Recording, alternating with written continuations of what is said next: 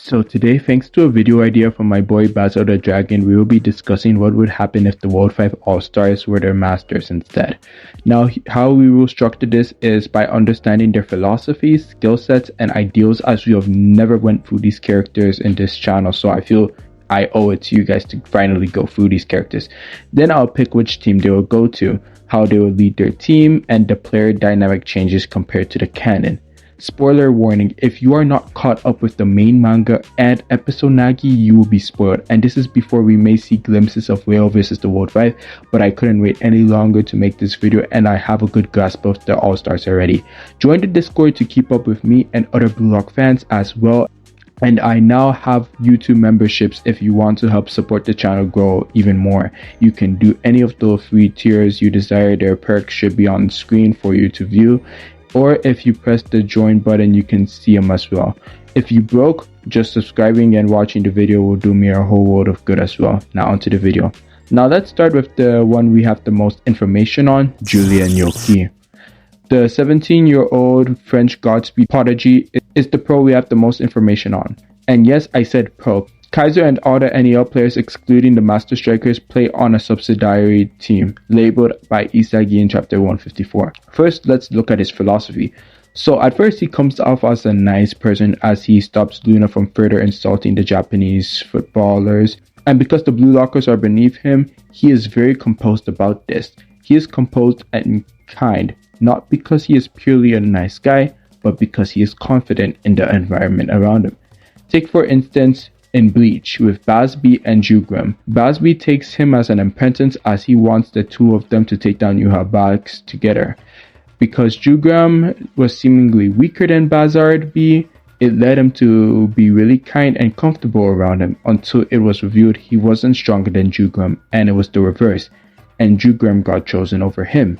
Now this isn't entirely the same thing as Loki, but the main point is you can really be confident with small fry, but when the small fry becomes big competition, you won't act the same way around them. And Loki is the type to use his God-given speed, talent to surpass those with any chance of beating him in terms of the visual spatial awareness aspect, as Rin saw through his plan, but because Loki is a cheat code, he can just rush through that problem literally. Now in episode Nagi, Loki doesn't contribute to anything in the game for chapter 33, not even reacting when Chigri gets hurt unlike the other pros. The only thing he does is glaze Luna, seemingly the only narratively built character who is above Loki at the point in the story, which was quickly debunked later in the coming chapter. The worst part is when Nagi asks the pros about their egos, Loki also doesn't contribute to that in chapter 33. But when Nagi seemingly is about to prove himself to the World 5 after bullying the adults, Loki has to put in a bit of effort to put Nagi back in his place. Once again, in the second match, he uses his speed to counteract his flaws just like against Rin. If he wasn't born with speed, he would be fried. And we get confirmation that similar to Nagi, who used his talents to get by everything in his BlueLock journey without being afraid till the very end of his campaign when it came to losing Rail. Loki, too, because he is naturally gifted, has nothing to fear. But thanks to Isagi's trash talk, which we will get into very shortly, there is a chance we will see Loki find fear in the Adult World Cup, or Senior World Cup, whatever you want to call it. He, again, is only comfortable with his own teammates because he views them to be inferior to him, as very stated in the episode Nagi manga. The last thing we get from Loki acknowledging that he and Nagi are similar with a devastating last line, "When you learn fear, it will destroy you." Now in the NEL, we don't see Loki have an influence in the story until chapter 244, or most importantly, chapter 246. But let's start with chapter 244, where we see he has benched Shido, and then after Rin scores, he is subbed on. Now this would make sense in the reader's mind, as even Ego knew that the two of them in the same lineup would be a disaster. However, Loki's reasoning to this is definitely not that. He doesn't even mind the two of them playing together. It's just he wants to have them separated to see which style would fit Charles better, as we saw the two of them team up against Uber, so it meant that Loki wasn't having that same issue Ego did. It was more of a Charles trying to figure out what system worked for him better. So Loki does two systems, wins and Cheetos, for the purpose of developing Charles to become a midfielder who can help Loki become the world's best striker. He is also very good with dealing with contrarians with a cool head. Considering he has probably dealt with Charles a lot, it means he has a cool-headed perception on how to deal with people like him. Being the genius and just like Nagi, not afraid of everything, he throws away the logical 15-minute interval lineup for an irrational perverse lineup with all the devils on one lineup. Throughout all the failed lineups and his team losing a championship game, he remains cool-headed as he is locked in on seeing Charles grow even more. This was very shown in chapter 267 or 268, the chapter where everyone in PXG is saying they are screwed, they might lose this game, and Loki really doesn't care as long as Charles develops even more. And I want to talk about the relationship between Loki and Rin in this match. Loki thought of Rin as just one smart-ass bug he could crush, and now he has revised his opinion of Rin from low tier to an entertaining striker. And now people would have a problem with Loki's time on the pitch, as he never once linked up with Charles, and trust me, I'm people too. But after reviewing the match as a whole, this is actually a good thing that makes total sense. Although yes, Loki needs Charles to be the best midfielder, he doesn't need him yet. Keep in mind, Loki 99% won't play as in the third selection. It's stated in chapter 88 that Loki is already representing France, like his real-life counterpart Kylian Mbappe. So why would Loki want to give himself more work by representing the U20 team when he is already on the main team? It feels like demoting yourself. So with that set in stone and knowing Loki's carefree nature, he has about 3.5 years for Charles to be ready to make him the world's best striker. So he is in no rush to use Charles as of yet. Another thing is, Charles is still immature. The running theory I had around this time was that Charles would refuse to pass to Loki when the game was ongoing due to his contrarian nature, and Loki wouldn't be able to tame Charles in 3 minutes. Even though he did it off the pitch, things are different when on it. Just look at Isagi's personality on the pitch versus off the pitch. And lastly, the reason why Loki only paired up with Rin in this match is because Rin just had an explosive turn of events with his destroyer mode to the point where he made Charles evolve, and Loki thanks him for that. So he directly states thanks to Rin, and that he made Loki want to play as well. Not Charles, not Cheeto. Rin is the reason why Loki steps on the pitch. So obviously Loki will want to play with this monster, the new star, as indicated in chapter 284. He doesn't need to score any goals, as this isn't the World 5 match where each goal got you an incentive of $10,000. So there was no need to be serious at all about this. So he just kept getting the ball to win for him to score. Before we get into Loki's disappointment in Japan, we actually get Loki's viewpoint of life in chapter 277, when he dispossesses Isagi and says the slow ones die first. That's just the nature of the law. There was no other sentence that could encapsulate Loki more than that phrase. As throughout this whole story, he has been the fastest, so of course to him, everyone else is slow. He is basically the king of the jungle, who can pass judgment to just about anyone, especially talented learners such as Isagi. This is why Loki changing his viewpoint about Rin makes complete sense, as in the third selection, Rin's playstyle was based off of his older brother, itoshi, who is a talented learner. So that means Rin was playing like a talented learner when he first met Loki, but now he is playing like the genius who he truly is, which intrigues Loki. Throughout his time on the pitch, he served up 2 potential assists, hoping for Rin to become the new star, but Rin failed to capitalize on those 2 crucial chances because of his monster instincts. Loki, being the supposed king of the jungle, feels his time was just wasted and is visibly upset Rin, the best striker in Japan, couldn't score off of his pass, which meant if Rin, the supposed best striker in Japan, couldn't get the job done off of Loki's pass, who could? That's the philosophy side of him. Now let's talk about his skill set. The first one is obviously his high speed acceleration to get to any point of the pitch he wants to instantly. We see him use this on defense against Nagi and Isagi. On offense, we see him use his first step God Speed boost against the BlueLock 5, the latest version of his move being God Warp. This is when he uses a singular stride to get past multiple opponents in one blow. He did this against Raichi and Hiyori. Nutmeg Pass. He uses this to get the ball to win in chapter 282 by passing the ball through Raichi's legs. Man, Raichi really got done dirty twice by Loki. Spatial awareness. Loki in the third selection says Isagi has multiple blind spots, which meant he is an intelligent speedster who knows how to use his speed when on the pitch, unlike Zantetsu. And when he is passing the ball to Win in chapter 282, he puts it in a position where Win has space to avoid Ikaguri from flopping again. Before we get off of Loki, I want to guess his Eco type, and to that I will put him in Freedom Self-Style Eco, as his speed allows him to do whatever he wants to do on the field, and his goal isn't simply to win trophies like a world-style Ego, but to aim for more of a personal objective to dethrone Noah as the world's best striker. Now it's time to get into the Prince of Royal Madrid. A twisted, spoiled one shithead cunt-fucking micro-penis racist whore who should go drown himself in water, choke on fish bones for hooting my god sigh. Oh shit. Sorry guys, I might have had a massive hate boner for him, but back to business. Leonardo Luna is based on Fernando Torres, who was a king in Liverpool, but wasn't the same when he went to my favorite club, Chelsea. Man, Chelsea and Man United are top tier talent killing clubs. We see him being mature and infringing on the other adult all-stars. We also see him expressing his superiority in the episode Nagi manga after scoring his goal. In the main story, he immediately goes after Rin, Sai's younger brother, saying that Sai made a name for himself, and due to the brotherly bond, he is sure he is pretty talented too. Then he shows his racist side, saying that Japanese football is trash, as a Spanish person has a higher chance of being the highest rank in sumo wrestling than Japan and being the best in the world.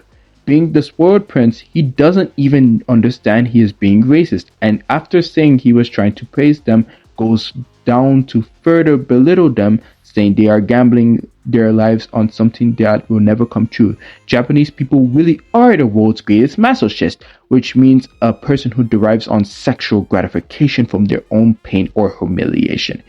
Even when Loki tells him he is going too far, he doesn't even seem concerned or fazed by it. He doesn't even understand that he is really just belittling them. That's a racist officer. Arrest him. Now we get to see a major similarity between Luna and Sai and how they both discouraged Rin's objective in a 1v1 stance, with the final goal on the line in both perspectives. As Luna with his golden plasma orb, that's what I'm gonna call it for now since I used to play Dokkan back in the day, shout out Dragon Ball Dokkan Battle. He and Sai both nutmeg Rin and score a decisive goal on him. This scene proved to me that he is a talented learner. Another scene I can use is Nagi comparing Luna to an advanced version of Reo, who is also a talented learner. When Isagi analyzes the World 5's main traits after Blake's goal, he addresses Luna as foresight.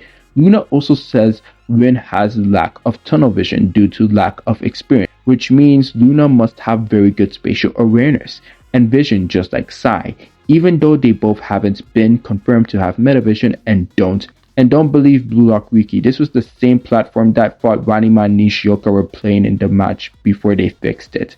It's members of this fandom wanting it, so be careful. As of now, Sai and Luna don't have metavision. I'm not gonna give them credit for this. They are being paid loads of money. Making sure Chigiri is okay is the least the World 5 could do.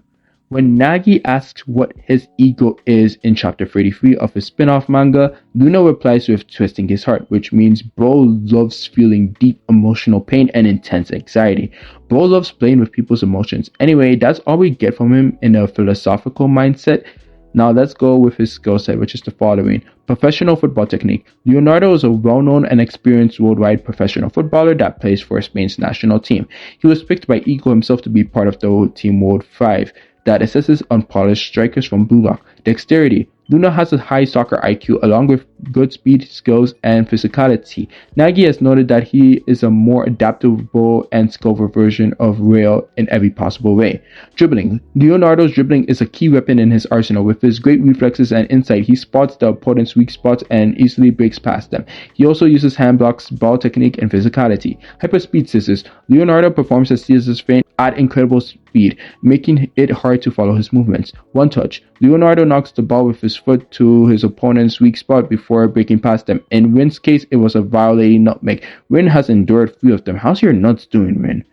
For his ego type, since he is a talented learner, he has to be a world style. And because he is a spoiled prince and doesn't seem like a Kaiser type who would prefer restrictive environments, I believe Luna would be in the world style freedom category. Now, wearing number 3 is the guy who is the straightest man in BlueLock, which is a pretty easy title considering all the Nagi whale type of relationships in this manga. I'm talking about the gold junkie Adam Blake. Sad we can't show Hurricane about trophies nowadays. For him, his philosophy is pretty simple. As explained in BlueLock stories, he's the DDG of BlueLock. Like Prime Hurricane bagging goals game after game. His motive for soccer is definitely to get a bag, to later play the real game in the bedroom with the gals. His main skill set is extreme physique, as he was able to outmuscle the bulky freaking Tokimitsu and beat Santetsu in a mini race. The fact that his way of life is selfish already guarantees he is a self-styled freedom genius. His playstyle through bulkiness and speed also guarantees he is a genius. Number 4. Pablo Cavazos, the best free kicker in the world.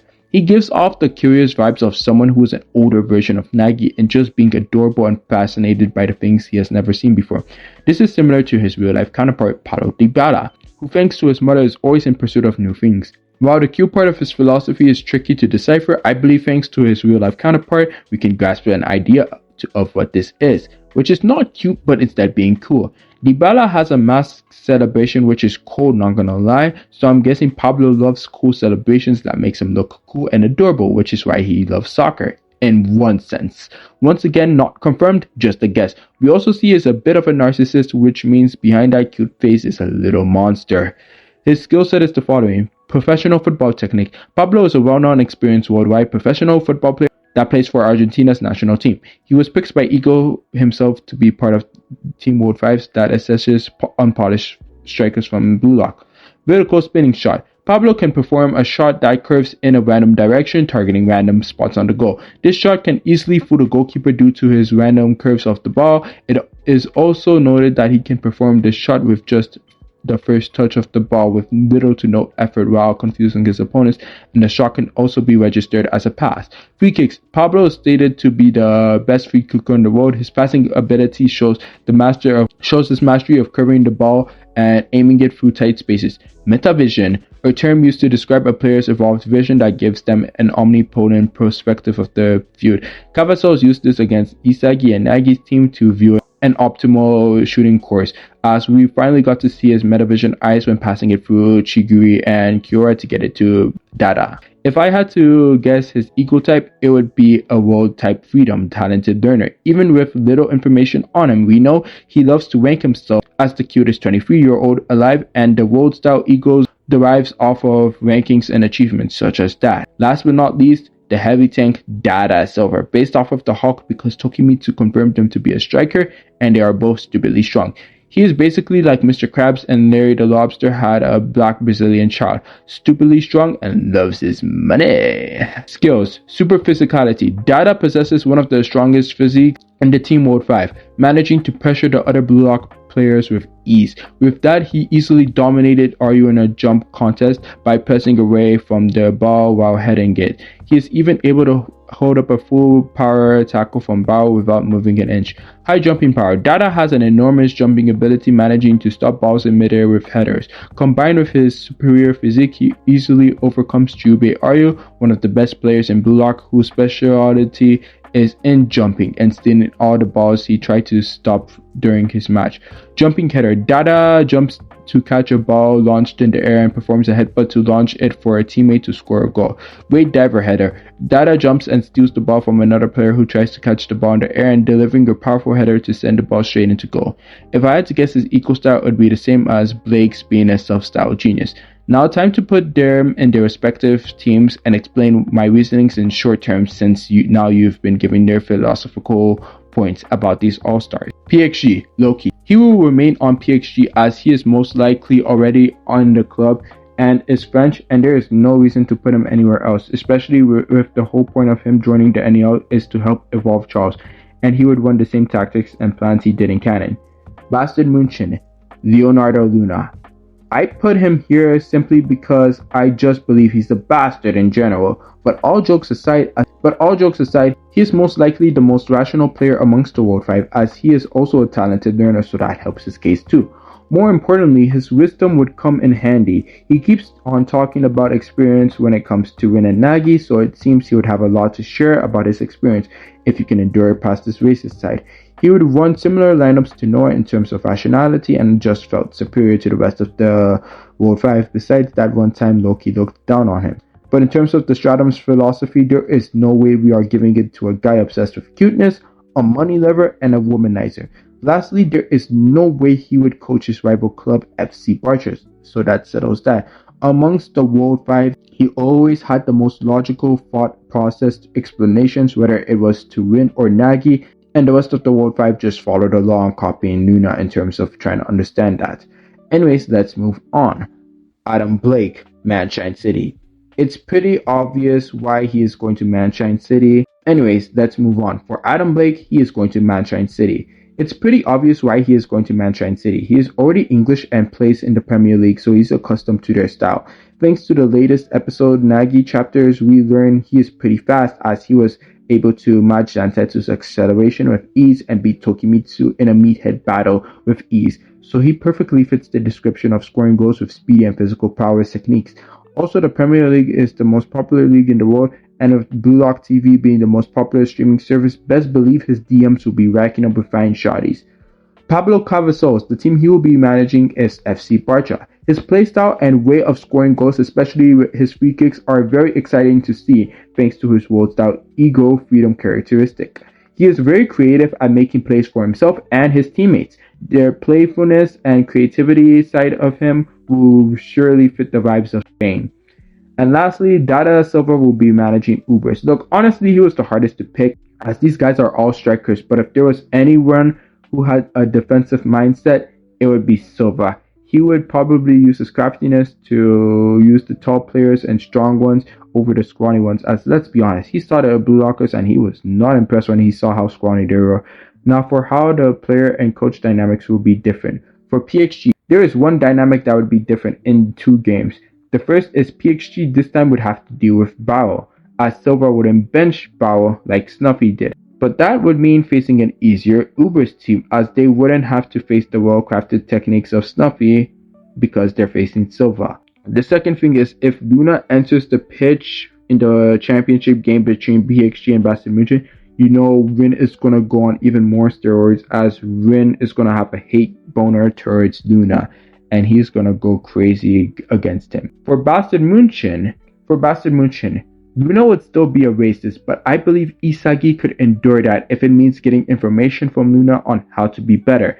And while it wouldn't be as perfect as Noah's, as I believe Noah did a perfect job explaining how Isagi should go, I believe Luna would still do a good job on telling Isagi how he should grow as a player. I mean, look at Sai, he grew immensely after La Real, so sometimes tough love is good. Now for the rest of the team, it's going to be a toxic environment dealing with Luna's racism, so the players won't deal with their coach at all. But when did they ever deal with Noah? And here's another thing with BM.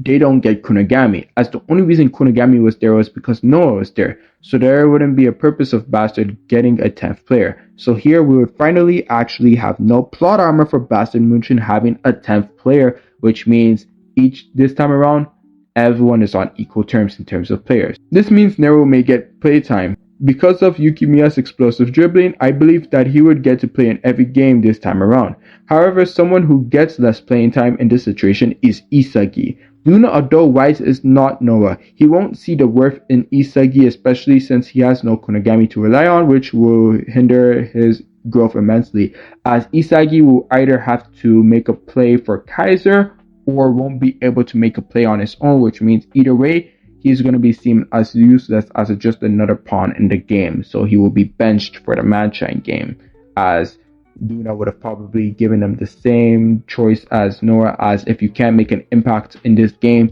you're going to be off the roster or the starting lineup, if that makes sense. However, I see Isagi still getting metavision, as he would really observe Kaiser in that Manshine City game.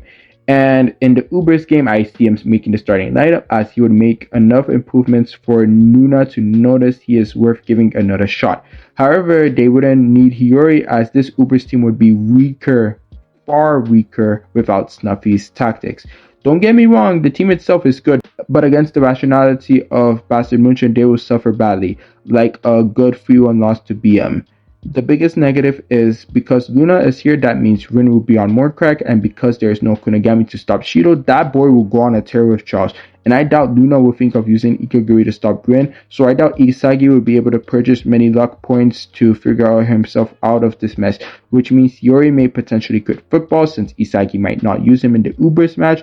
We would never see Isagi figure out the whole talented learners and genius trope in this match, which means there's no Kaisagi team up, and this is because the match would have ended with Rin scoring the final goal. Also, PXG might be the only match in this situation where Hiyori would actually play, as I think it would take until then for Isagi to realize he needs another talented learner who sees the pitch like he does, and then he would pick Hiyori. I am 99% certain Shido would score a second goal, and if that didn't happen, Rin would score a brace in this, as Luna is not putting the respect on Igagoat the way Noah did. He would rather try to use Nero to stop Zantetsu or Loki, so in this story, PXG would be the NEL champions and not BM.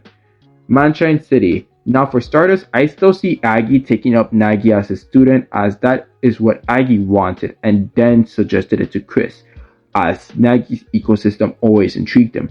For the rest, they are going to, as the only chance Chiguri has of getting solo special treatment from Blake is being attractive, but seeing how Blake had no interest in Chiguri throughout the spin-off manga, he is not going to help him. He is going to be this versions of Lavino, only here for the bag. He couldn't be bothered with their development, as he is more focused on money and women, and has no interest in male bodies, which means everyone besides Nagi would be significantly worse than their canon counterparts. Rail would have a harder time training to get a body to match Rin and size skills without Chris's help. When Nagi scores his 5-goal volley, I see them losing 3-2 to BM, 3-1 to PXG, 3-0 to Ubers, and 3-2 to FC Barcher. However, things get worse as Nagi Rail would, alongside every Manshine's player except Chiguri, would be eliminated. Chiguri would explode for 2 goals in the final game, which would save him to make him in the top 23. So everyone else would say bye-bye this time around. Blake isn't going to sit around and wait for Nagi to develop like Chris, so he would sub him and Rail out, as they are a hindrance to the team, and this would mean that the best player as of the Ubers game would be Chiguri. But that would mean Lorenzo would lock down Chiguri, meaning he would only get his 2 goals against FC Barcha. Speaking of FC Barcha, let's move on to them. This team would be superior to the canon part, as even Bachiro would still improve immensely. Pablo would be a better teacher than Lavinho, and with them meeting in the first selection, Pablo would want to teach Bachiro all sorts of dribbling styles, and most importantly, how to give them more unpredictable patterns. We could also see him improving Kitsune Zato and Himizu's dribbling styles as well. The reason that this team won't change much is because Lavinho is actually a decent coach who wants his players to find their own originality and provided them the training to do so. Pablo, based off what we know, is an airhead type of character obsessed with being cute, and while he is a talented learner, that doesn't guarantee he would be a great teacher. Just look at Isagi with Ikaguri. While he would be able to be a better explainer than Lavinho, that wouldn't guarantee that the team can thrive off of that, as his team is trash in general. And look at Chris, the best master could only get 2 players in the top 23. So I see his team losing the same games they lost in canon. And finally, Ubers. Now this time their tactics would be worse, but Shiguma and Ishikari, due to being tall and bulky, would play all their games. Bao too, since he isn't under Snuffy house arrest. And Lorenzo would definitely be playing in that first game against PXG. I can see Ubers really struggling with FC Barcha this time around, as that matchup is a coin toss for me, which means Barou would get a lower bid since he wouldn't be able to have that insane debut match against Barca since he plays every game this time around, with their only guaranteed win being against Munchen City. For the results this time, I can see BM beating FC Barca 3-2 like in canon, with Isagi being forced to assist to Kaiser. And if Luna and Pablo both don't get on, Kaiser may as well get a hat-trick, but if they do get on, Kaiser only gets 2 goals. PXG would beat Ubers 3-2, with Bao and Dada scoring the goals for Ubers, and the same canon goes for PXG. For BM versus Manshine, I already said it would end in a 3-1, but I'm actually changing it to 3-2, as I believe Blake would come on and score a goal just for the bag, with Kaiser bagging a hat-trick on Manshine City, unless Luna comes in and scores a goal himself, but I could still see Kaiser getting really a good job in here. I do think if Blake comes on, the toss-up game between Barca and Ubers would go to Ubers in a 3-2 close battle, as Ubers has just more firepower. BM versus Ubers ends in 3-1. PXG versus Manshine ends 3-1 only if Blake plays, which he would score against them. PXG versus FC Barca would end the same in canon, 3-2. Manshine versus Ubers would end 3-0. The final matches would have Manshine versus Barca ending 2-3 in Barca's favor, and PXG beats Baston Munchen 3-2. So yeah, that's how I would see the 5 All-Stars being in the NEL happening. Let me know your thoughts on this, what changes you would make, and until the next video, stay blessed. Tsuki out.